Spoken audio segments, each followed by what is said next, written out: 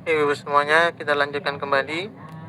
A'udzu billahi minasyaitonir rajim. Bismillahirrahmanirrahim. Rabbi shrah li sadri wa yassir li amri wahlul 'uqdatam min lisani yafqahu qawli. Alhamdulillah ibu yang dirahmati dan diberkahi Allah Subhanahu wa taala. Sebelumnya kita sudah membahas bagaimana sebenarnya belajar Quran yang terbaik, sendiri atau berjamaah. Maka sebaik-baik belajar Quran adalah berjamaah. Nah, sangat banyak sekali kebaikan, keutamaan dari orang yang belajar Quran secara berjamaah. Bahkan keutamaannya dalam hadis apa disebutkan, yaitu ma min qaumin yadhkurunallaha ta'ala. Adalah suatu kelompok orang yang sedang menyebut nama Allah. Mereka, nama Allah sini adalah membaca Quran, illa khaffat bihimul malaikah. Melainkan pasti malaikat mengelilingi dari mereka. Wa ghasyiyatuhumur rahmah. Dan rahmat akan menyelimuti mereka. Apa yang dimaksud rahmat ini adalah kebaikan dunia dan akhirat. Wa nazalat alaihimus sakinah. Allah akan tanamkan ketenangan dalam diri mereka. Wa dzakarahumullahu fi man 'indah. Allah akan sebut-sebut mereka di hadapan makhluk yang lainnya, yaitu para malaikat. Jadi kalau bahasa sekarang mungkin viral di penduduk langit ya. Nah, orang sekarang mungkin kalau video terkenal, nah ini Allah perkenalkan ini orang yang mengaji itu di depan makhluk-makhluk yang lainnya.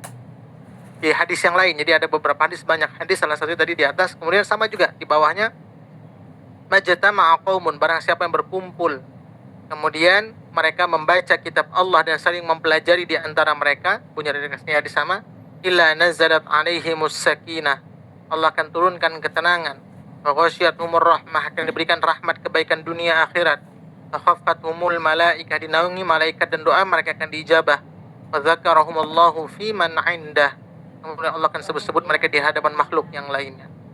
Ini keutamaan bagi orang yang belajar Quran secara berjamaah.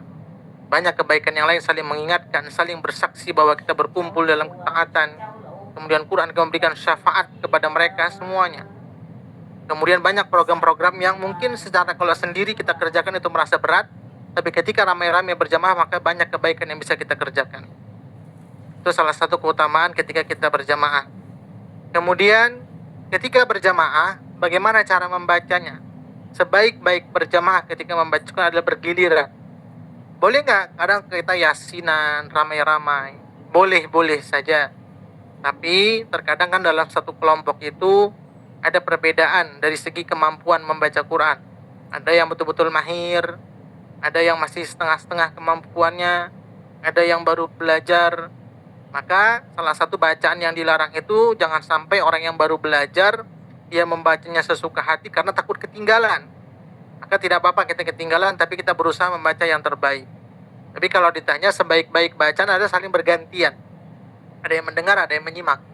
Maka fil idarati bil Quran, mengenai bergiliran untuk membaca Quran, wa hiya ayyajtami'a jama'atun yaqra'u ba'duhum usyran aw juz'an aw ghayra dzalik. Yaitu sekelompok yang berkumpul di mana salah seorang di antara mereka membaca 10 ayat atau 1 juz atau selainnya atau 1 ayat pun, maka sebaiknya di antara mereka summa yaskut, satu diam, wa yaqra'ul akhar min haitsu tahal awal, kemudian dari yang lainnya membaca. Jadi ada yang diam, ada yang membaca sebaiknya. Maksudnya membaca ini diam di sini adalah menyimak. Kemudian summa yaqra'ul akhar wa hadza jaizun hasanun. Kemudian pembaca kedua diam. Jadi tadi dia sudah baca, satu nyimak. Yang nyimak ini baca, yang lain menyimak. Jadi satu baca, satu menyimak. Saling berputar seperti kita sekarang ini lagi. Faqad su'ila Malikun radhiyallahu anhu an dzalika faqala la ba'sa bih. Dan sungguh Imam Malik radhiyallahu pernah ditanya tentang hal itu, beliau berkata tidak mengapa dengan hal itu. Jadi intinya di sini adalah sebaik-baik membaca Quran ketika berjamaah adalah bergiliran.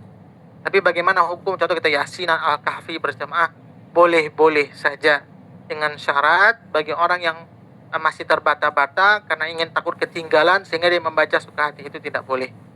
Itu utamaannya. Kemudian mana yang lebih utama, membaca suara Quran dengan suara keras atau suara pelan? Maka membaca Quran dengan suara pelan atau keras ini diumpamakan seperti orang yang berinfak. Maka dijelaskan dalam Quran, orang berinfak itu dalam surah Al-Baqarah ada 4. Alladzina yunfiquna amwalahum bil-laili wan-nahari sirran wa alaniyah. Maka orang berinfak tuh bisa malam-malam. Mungkin dia takut siang-siang banyak dilihat orang, dia malam-malam. Atau siang-siang dia ingin menunjukkan karena ingin memberikan motivasi kepada orang lain. Atau ada berinfak tuh diam-diam, sembunyi-sembunyi, karena dia nggak bisa menjaga niatnya. Hatinya takut dia nanti begitu terang-terangan, jadi dia bisa menjadi sombong. Atau ada orang yang terang-terangan karena ingin menampakkan kebaikan, sehingga memberikan motivasi itu kepada orang lain. Maka itu dibolehkan. Nah, teks membaca Quran itu kalau ditanya mana yang lebih baik, pelan atau kuat? Sebaik-baik baca Quran itu dengan bersuara kuat. Kuatnya juga jangan menjerit ya, sedang lah maksudnya kita bisa dengar. Kenapa? Karena dengan mengeluarkan suara itu akan bisa menenteramkan hati. Kalau dalam hati gini, diam itu tidak bisa mendatangkan ketenangan, kedamaian, kenikmatan. Bahkan dengan suara yang kuat, bukan kita saja merasakan kenikmatan Quran tersebut, tapi orang yang mendengarnya juga bisa mendapatkan kenikmatan, ketenangan dari Quran yang dibaca. Jadi nggak usah malu-malu ya Bu ya. Karena walaupun mungkin suara biasa-biasa saja, tapi ketika membaca dengan kaidah tajwidnya baik dan benar, akan tetap indah bacaan Quran tersebut. Fi raf'as sauti bil qiraah, mengenai mengeraskan suara dalam baca Quran, hadza faslun muhimmun yanbaghi ay yu'tana bihi. Ini merupakan pasal yang penting yang sepatutnya untuk diperhatikan padanya. A'lam annahu ja'at ahaditsun katsirah fis sahih. Sangat banyak sekali hadis-hadis yang sahih yang menjelaskan utamaan membaca Quran dengan suara yang kuat. Dallatun ala istihbabi raf'as sauti bil qiraah, mengenai suara yang dikuatkan. Wa ja'at atharun dallatun ala istihbabil ikhfa wa hifdzis sauti. Dan telah datang juga keterangan yang memang ada sebagian ulama memelankan atau menyamarkan suara.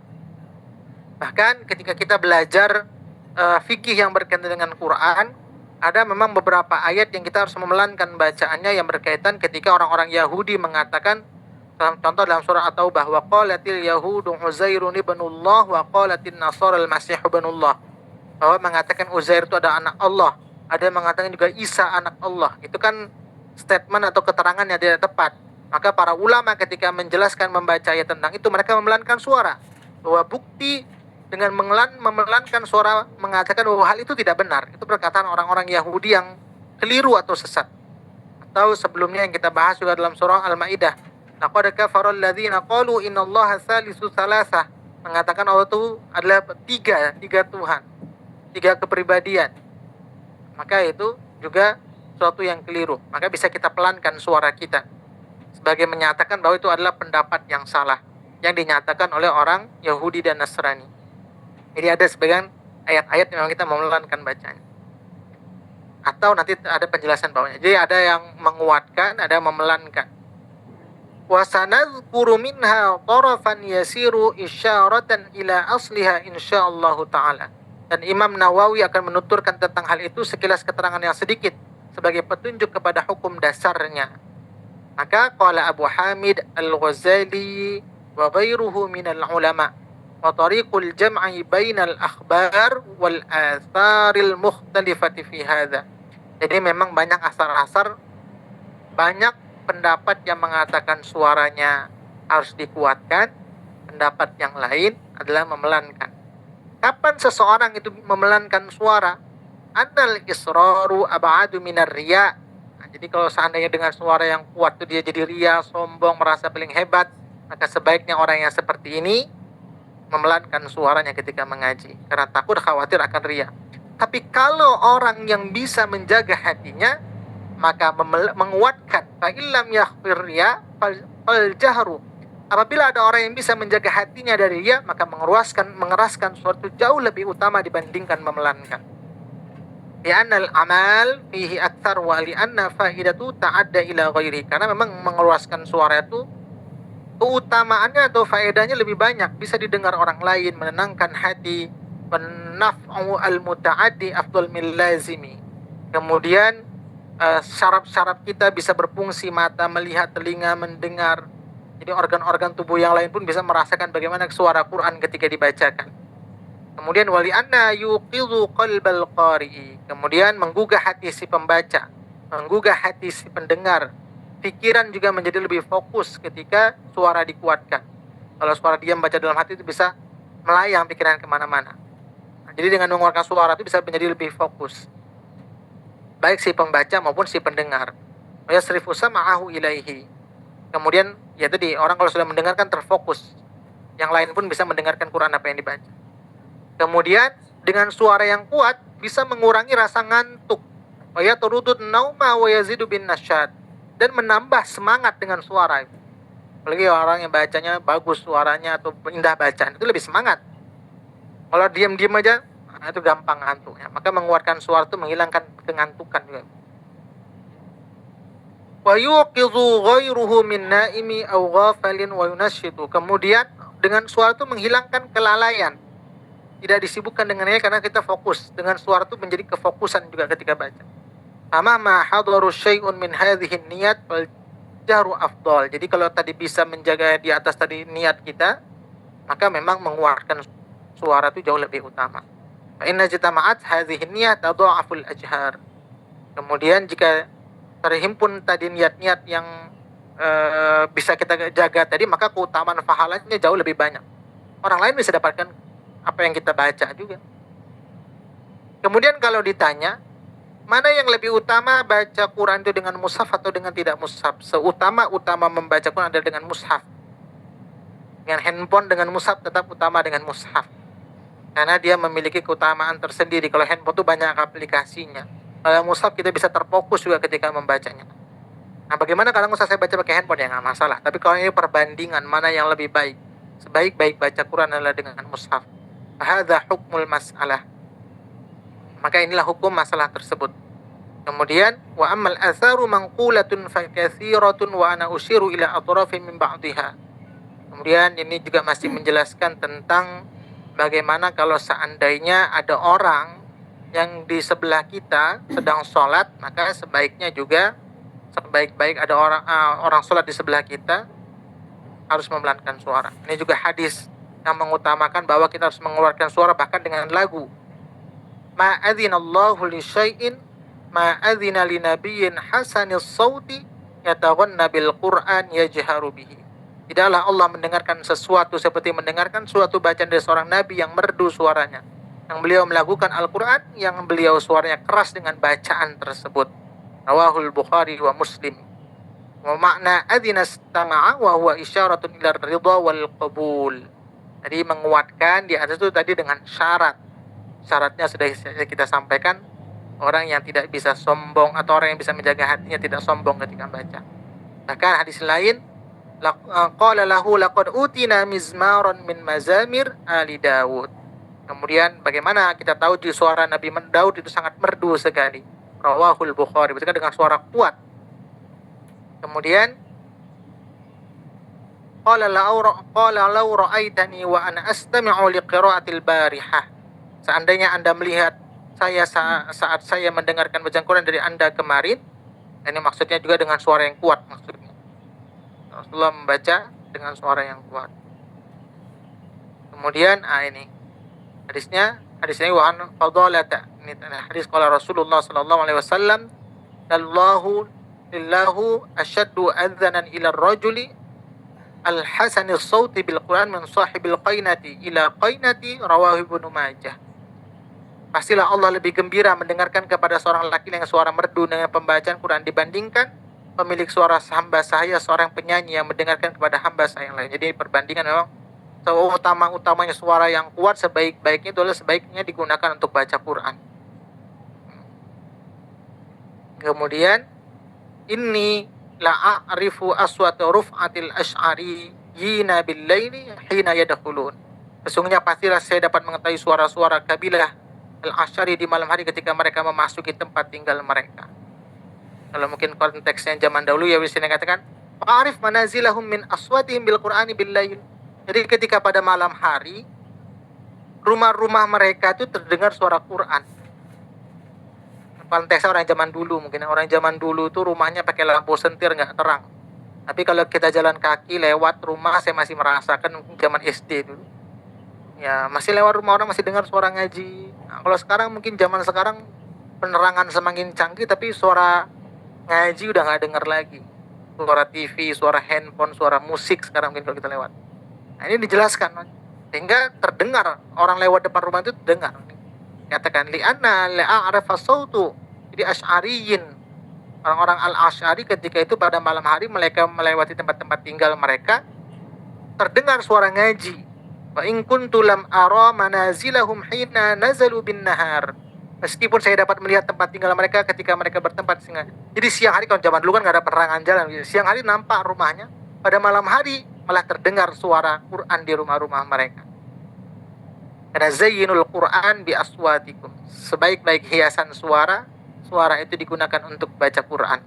Rawahu Abu Daud wan Nasa'i wa ghairuhuma. Kemudian annahu sami'a dhajjah nasin fil masjid yaqra'una al-Qur'an. Nah, bagaimana konteksnya kalau di masjid kemudian ada orang yang sholat, maka tadi saya katakan sebaiknya adalah dipelankan suaranya, jadi tidak mengganggu. Jadi memang bukan berkira, oh saya kan sedang baca Quran. Nah, kita juga harus tahu adab-adabnya, kapan harus dikuatkan, kapan harus dipelankan. Jadi berupa bacaan mereka, perbuatan mereka itu sangat banyak hingga tidak terhitung. Ini para sahabat sangat banyak sekali yang menjelaskan tentang anjuran menguatkan suara. Tapi tadi dengan syarat tidak bersikap riya, sama penjelasan seperti di atas. Maka kalau seandainya ada orang sholat, wala yu'zi jama'atan bilabsin sholatihim wa takhlitiha alaihim, dan tidak mengganggu orang-orang yang mengacaukan sholat mereka dan membuat keliru sholat yang dilakukan oleh mereka. Jadi saking kuatnya bacaan kita ngaji, yang sholat pun jadi nggak fokus sehingga keliru dia sholatnya. Nggak boleh.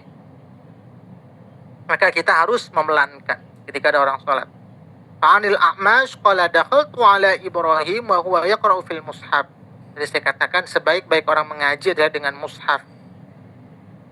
Wa qala yara hadza anni aqra'u kulla sa'ah. Dan beliau berkata, jangan sampai lelaki itu beranggapan bahwa saya membaca Al-Qur'an di setiap saat. Wa radhiyallahu anhum faqala qara'tu al-laila kadza. Saya telah membaca semalam sekian sampai surah ini. Ini maksud menjelaskan dengan suara yang kuat, dengan mushaf juga sama itu. Faqalu hadza khattuka minhu. Hal ini bagianku dari bacaan itu. Yaqulu al-jahiru bil Qur'an kajahri bis shadaqah. Orang yang mengeraskan suara seperti orang yang bersedekah terang-terangan. Kemudian orang yang memelankan suara diumpamakan seperti orang yang bersedekah secara diam-diam. Dua-duanya baik, tergantung keadaan. Qala Tirmidzi hadis hasan sahih. Hadis hasan. Kemudian ini tadi karena penjelasannya orang yang mengeluarkan lebih utama dibandingkan orang yang memelankan. Diutamakan seperti bersedekah secara terang-terangan maupun diam-diam. Ini maksudnya sama. Kenapa dia memelankan? Ikai ya'mana ar-rajulu minal ujub. Karena dia khawatir ketika baca kuat-kuat dia membanggakan dirinya. Ya annalladzi yusirru bil amal. Karena bahwa orang diam-diam lebih beramal, diam-diam dalam beramal ibadah itu la yukhafu alaihi minal ujub. Dia dikhawatirkan menimpa dirinya berupa sikap membanggakan diri, sebagaimana hal itu dikhawatirkan menimpa dirinya dari amal ibadah secara terang-terangan. Ini sama masih menjelaskan di atas. Jadi intinya di sini adalah apa kesimpulan yang kita ambil, bahwa membaca Quran sebaiknya seutama-utamanya adalah dengan suara yang kuat. Kalau seandainya kita tidak bisa menjaga hati kita, maka sebaiknya pelan. Kemudian sebaik-baik baca Quran adalah dengan mushaf. Kemudian penjelasannya tadi di sini adalah diumpamakan baca Quran itu seperti sedekah. Ada sedekah bisa terang-terangan, bisa diam-diam, bisa malam hari maupun di pagi hari. Kemudian ketika baca Quran secara berjamaah maka sebaiknya adalah saling bergantian. Boleh juga tetap tadi baca ramai-ramai dengan syarat orang yang masih proses dalam belajar jangan ingin mengejar yang sudah mahir sehingga dia melewatkan bacaan yang seharusnya itu salah tapi dia lanjutkan saja, itu tidak boleh. Ya, silakan sampai sini ada pertanyaan Ibu berkaitan dengan baca Quran berjamaah, kemudian bacaan Quran secara bergilir, kemudian seutama-utama membaca Quran adalah dengan suara yang kuat lah. Untuk kuat itu maksudnya bukan menjerit tapi dengan mengeluarkan suara. Silakan ada pertanyaan Ibu.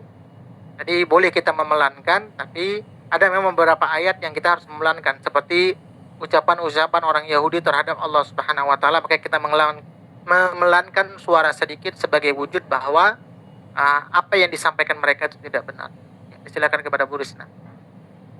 Ya Pak Ustadz, Assalamualaikum warahmatullahi wabarakatuh. Saya mau bertanya, kalau orang yang membaca Quran, maksudnya yang memorizing, yang menghafal Al-Quran ya Pak Ustadz,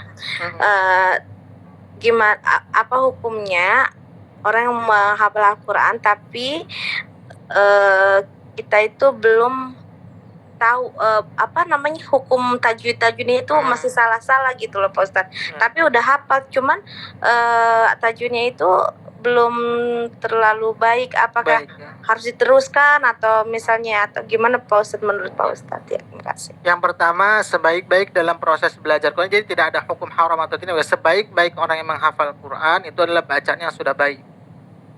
Karena memang proses Quran dulu ketika turun tuh langsung turun, langsung dihafal.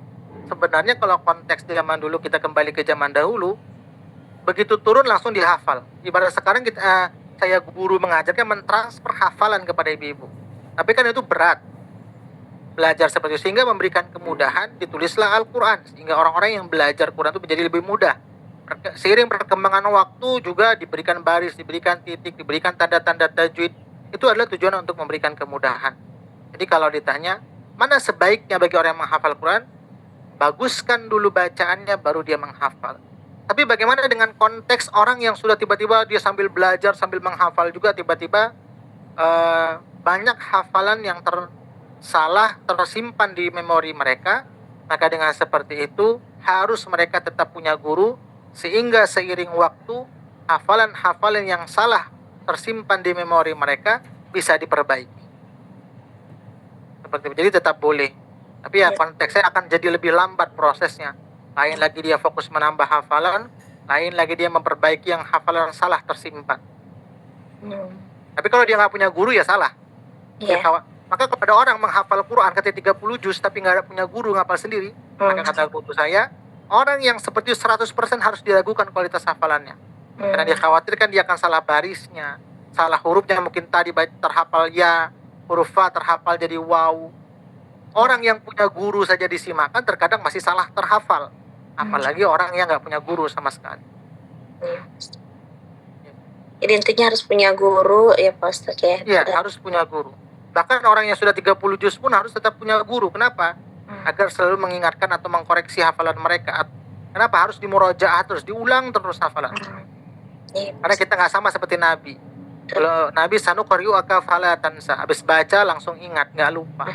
Kita udah berkali-kali pun, 1000 kali pun masih bisa lupa. Hikmahnya apa? Agar terus kita jangan pernah meninggalkan Quran. Iya, betul. Jadi waktu itu memang Nabi, memang Allah menurunkan Al-Quran kepada Nabi Muhammad langsung hafal gitu ya Pak Ustaz? Langsung hafal. Masya Allah. Jadi malaikat Jibril bacakan, contohnya Bu ya, abasa wa tawalla, Nabi baca langsung ingat. Dan sanuqri'uka falatan sakit, ketika baca falatan nggak pernah lupa. Langsung nempel. Apalagi semua ya Pak Ustaz ya, 30 Quran, 114 surat, Masya Allah. Langsung tuh nggak ada lupa-lupa ya kayak. Nggak ada lupa-lupa. Subhanallah. Itu kata Quran sudah jelas. Sanuqri'uka falatan illa masya Allah. Masya Allah. Jadi itu bedanya dengan kita ya. Iya Pak Ustaz. Terima kasih Pak Ustaz. Iya, sama-sama. Ada lagi Bu? Ya, kalau tidak ada lagi mungkin insyaallah kita sampai di sini saja. Insyaallah kita lanjutkan lagi besok. Nanti kalau ada ibu-ibu yang masih mau baca setelah ini, yang belum baca dipersilahkan, kita tutup dengan doa. A'udzu billahi minasy syaithanir rajim. Bismillahirrahmanirrahim. Alhamdulillahi rabbil alamin. Hamdan yuwafi ni'amahu wa yukafi'u mazidah. Ya Rabbana lakal hamdu kama ينبغي لجلال وجهك الكريم وعظيم سلطانك اللهم صل وسلم على سيدنا محمد اللهم ارحمنا بالقرآن اللهم اجعلنا من أهل القرآن اللهم نور قلوبنا بالقرآن وزين أخلاقنا بالقرآن وأدخلنا الجنة بالقرآن ونجنا من النار بالقرآن ربنا آتنا في الدنيا حسنة وفي الآخرة حسنة وقنا عذاب النار وصلى الله على سيدنا محمد وعلى آله وصحبه وسلم سبحان ربك رب العزة عما يصفون وسلام على المرسلين والحمد لله رب العالمين.